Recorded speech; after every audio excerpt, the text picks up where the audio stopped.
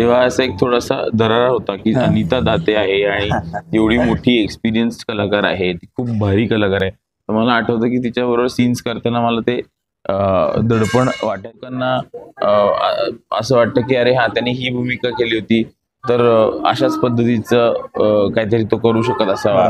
मग त्याला तसंच पद्धतीची कामं. हॅलो नमस्कार, मी विकास. आपल्या सगळ्यांचं स्वागत आहे मराठी मनोरंजन विश्व या आपल्या चॅनलवरती. आणि सध्या रंगभूमीवर एक नवकोरण जे नाटक आहे ते बऱ्याच दिवसापासून गाजतंय आणि त्या निमित्ताने त्या नाटकाचं नाव खरं तर आहे माझ्या बायकोचा नवरा, बरोबर?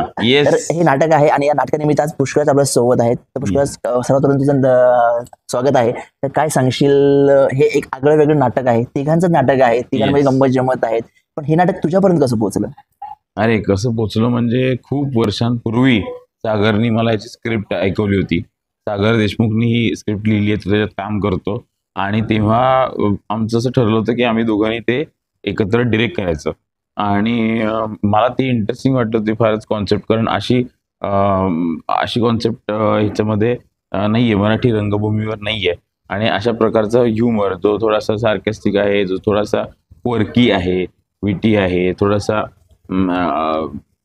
कधी कधी असं अरे हे असं विचित्र आहे, अशा प्रकारचं ह्युमर या नाटकामध्ये आहे, जो मला सगळ्यात जास्त इंटरेस्टिंग वाटला.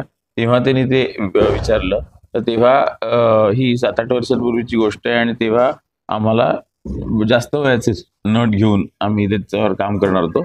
पण काही कारणांनी ते काही झालं नाही. तेव्हा प्रोड्युसर काही मिळाले नाही, तेव्हा दुसरं काही घडलं नाही.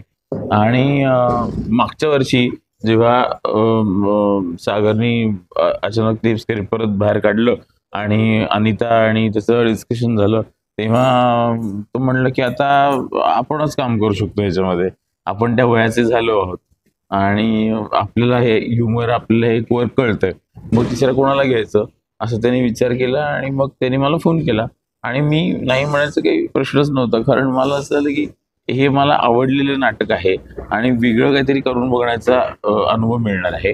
म्हणजे प्रायोगिक नाटकं करत असतो, कमर्शियल नाटकं ज्याला आपण म्हणतो ती चालू असतात धो आणि त्याला प्रेक्षक आता गर्दी करतात. चांगले दिवस आहेत नाटकाला असं मला वाटतंय.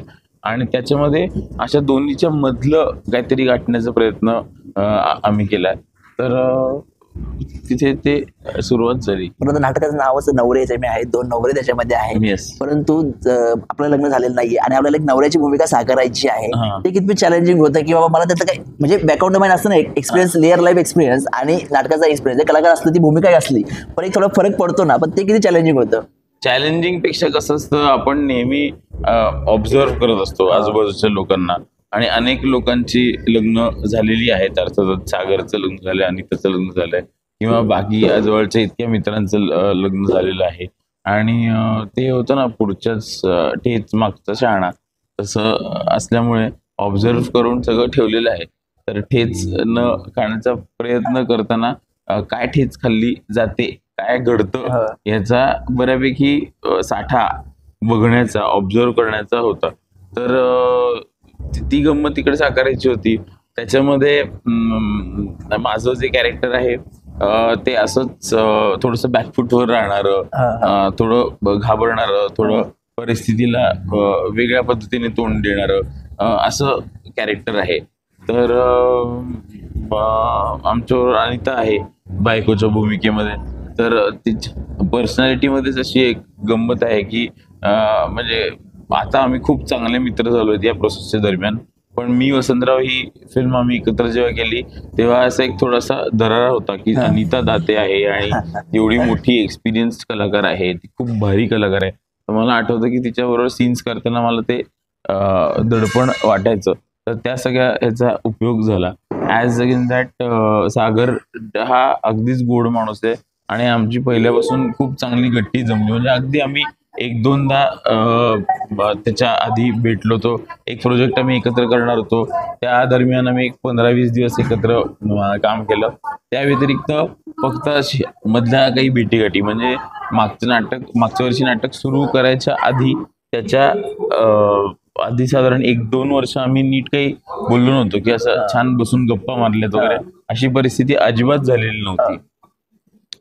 पण आय थिंक या या दोन्ही केमिस्ट्रीजमुळे मला नवरा नसण्याचा अनुभव नसण्याचा काही गैरफायदा झाला नाही. बरोबर. आणि पाहतो की दिल दोस्त दुनियादारीमध्ये तू अशी भूमिका साकारली होती, त्यातून तू घराघरात पोहोचला होता. येस. आज त्यानंतर त्या ग्रुपमधला प्रत्येक कलाकार त्या पुढच्या काळामध्ये अमय असेल, आनंदी असेल किंवा सगळेजण प्रत्येक काही ना काही वेगळं काम मिळत गेलं. पण आम्ही पाहिलं की तुला चांगला कलाकार असून सुद्धा एक तुला म्हणावं असं किंवा आम्हाला जर तुला पाहावं असं तर कलाकार भेटला नाही, तर काय वाटतं तुला की का तुझ्यापर्यंत भूमिका आल्या नसतील? मला असं वाटतं की अभिनय क्षेत्रामध्ये कसं इंटरव्ह्यू देऊन आपण पास झालो आणि हा हुशार आहे म्हणून याला आपण जॉबला घेतलं असं होत नाही. त्या कॅरेक्टरला ती व्यक्ती फिट होते का याचा खूप जास्त विचार केला जातो. बऱ्याच लोकांना असं वाटतं की अरे हा त्याने ही भूमिका केली होती तर अशाच पद्धतीचं काहीतरी तो करू शकत असावा, मग त्याला तशाच पद्धतीची कामं मिळावी वगैरे.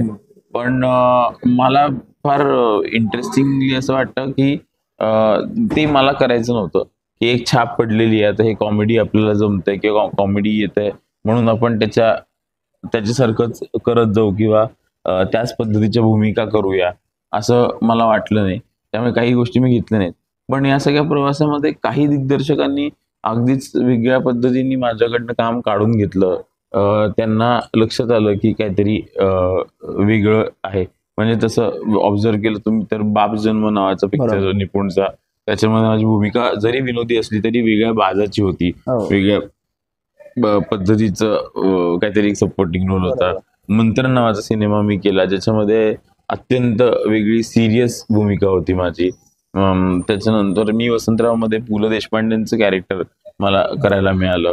त्या मुंबई डायरीज मध्ये तर म्हणजे विनोदाचा काही संबंधच नव्हता, अत्यंत नीच माणूस पोर्ट्रे करायचा होता, तशा पद्धतीच्या गोष्टी वाटायला आल्या. आणि हे करत असताना बाकी अजून एक 2-3 प्रोजेक्ट आहेत ज्याच्यामध्ये वेगळ्या पद्धतीचं काम करायची संधी मिळाली आहे. आणि त्याचं काय होईल ते आता मला कळेल त्या प्रोजेक्टचं. बरोबर. पाहतो सागर आणि तू एकमेकांना बऱ्याच वर्षापासून ओळखताय आणि त्याच्यामध्ये तो बरंच काम पण चालू होतं तुमचं. पण या नाटकाच्या माध्यमातून सागरचा जो अंग आहे डायरेक्शनचा बऱ्याच दिवसांनी तो आल्यानंतर तो एक कसा तुला अनुभवायला मिळाला? हो, ऍब्सोल्युटली. म्हणजे तो कसा विचार करतो, कशा पद्धतीने तो ऑपरेट करतो आणि अभिनय आणि दिग्दर्शन आणि लेखन एकत्र सांभाळताना त्याची कशी गंमत होते या सगळ्याच गोष्टी अनुभवायला मिळाल्या. आणि वेगळी साईड जी फार सुंदर साईड आहे, जी खूप केअरिंग आहे, जी खूप अत्यंत सेन्सिटिव्ह आहे आणि त्यामुळे हा प्रवास खूप सुखकर झाला. मग आता एवढी रिहर्सल झाली, सगळेच मित्र झाले एकमेकांचे, मग काय धमाल मस्ती झाली की सगळे असे एकदम म्हणजे रिहर्सल झाली की रिहर्सल जास्त वेळ धमाल मस्तीमध्ये गेला? ऍब्सोल्युटली. मी रिहर्सल पूर्णपणे धमाल मस्तीमध्ये गेली. गंमत अशी व्हायची की त्यांचा जो अनुभव आहे जितका दांडगा अनुभव आहे तितका माझा दांडगा अनुभव नाही, तर त्याच्यातनं काही गोष्टी शिकत गेलो मी. एखाद्या कॅरेक्टरला कसं अप्रोच करायचं. नाटक मी बऱ्याच वर्षांनी करतोय, म्हणजे प्रायोगिक नाटक सोडल्यास तसं रंगभूमीवर माझं आलेलं नाटक नाही कुठलं. तर एक नाटक आम्ही एकत्र करत होतो पण ते अनफॉर्च्युनेटली बंद करावं लागलं कारण माझ्या पाठीचा एक प्रॉब्लेम झाला ऍक्सिडेंटमुळे. तर या सगळ्या परिस्थितीमध्ये हे चालू असताना गमती जमती रोजच्या रोज होत असतात. म्हणजे आता सकाळी येताना पण अशा गमती जमती आम्ही करत येत असतो. आणि मी नाटकाचं कितीही स्ट्रेस असला किंवा सतत टेन्शन असलं की प्रेक्षक येत आहेत का, कुठल्या पद्धतीचं काम आपण करणं अपेक्षित आहे किंवा आपलं काम क्रिटिसाइज होत आहे का, आवडत आहे का, या सगळ्या गोष्टींमध्ये एक गोष्ट नक्की होते की इथे गेलेले 3 तास जे असतात ते फार सुंदर असतात. असा एकही प्रयोग आतापर्यंत झाला नाहीये जिथे मला असं वाटलं की अरे हे आपण का करायला आलोय. म्हणजे आता तू बघत असशील, तू बघितलंस की मी मुंबईहून प्रवास करून आलो, काल रात्री उशिरापर्यंत कामं चालली होती, झोप झाली नव्हती आणि ती सगळी मरगळ. पण आता मला माहितीये की मेकअप रूम मध्ये बसल्यानंतर इमिडिएटली ती मरगळ निघून जाणार आहे आणि काहीतरी उत्साह निर्माण होणार आहे.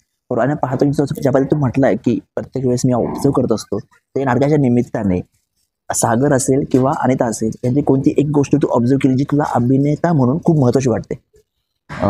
सागरची एक्स्ट्रीम स्पॉन्टिनिटी आणि एक प्रेक्षकांची न सोडखून काहीतरी वेगळं करण्याचा प्रयत्न, त्याची जबरदस्त क्वालिटी अशी आहे की एका क्षणी तो अत्यंत इमोशनल आणि एका क्षणी तो अत्यंत विनोदी काहीतरी करतोय, ही क्वालिटी. आणि त्याचा अप्रोच आणि त्या कॅरेक्टरचा अभ्यास कसं करते, की प्रत्येक गोष्ट सिन्सिअरली लिहून काढून तिचं ग्राफ बनवून असे खूप कमी अभिनेते बघायला मिळतात त्यांच्या भूमिकेचा इतका अभ्यास करतात. असं वाटू शकतं की हा दिग्दर्शकांनी सांगितलं आपण केलं, इथपर्यंत लिमिट होऊ शकतं, पण तसं न होता तो वेगळं काहीतरी ती करण्याचा प्रयत्न करते. त्यातून मला काय बऱ्याच गोष्टी मिळाल्या किंवा मी आता पुढच्याही गोष्टी ज्या करतोय म्हणजे छोटी प्रोजेक्ट त्याच्यामध्ये मी तशा पद्धतीने ते अंमलात आणू लागलो. बरोबर. तर आता प्रेक्षकांना नाटक पाहण्यासाठी काय आवाहन करशील? खूप गमतीशीर नाटक आहे. तुम्हाला अगदी असं नावावर न कळतं माझ्या बायकोचा नवरा आणि त्याची सिरियल होती माझ्या नवऱ्याची बायको. ती अत्यंत ही सिरियल होती, सिरियस सिरियल होती. पण हे अत्यंत कॉमेडी नाटक आहे आणि ह्याच्यावरचा एक वेगळा टेक आहे की अशी काहीतरी विचित्र परिस्थिती या घरात आलेली असते. त्याच्यापासनं आपल्याला वाटतं की आपण याच्यावर कधीच अडकणार नाही आहोत, पण ह्यांची काय गंमत झाली आहे, काय त्रिदा त्रिपी तुटतीये, हे बघण्यासाठी नाटक बघायला नक्की या. तुमचं हमखास मनोरंजन 3 तासासाठी होणार आहे.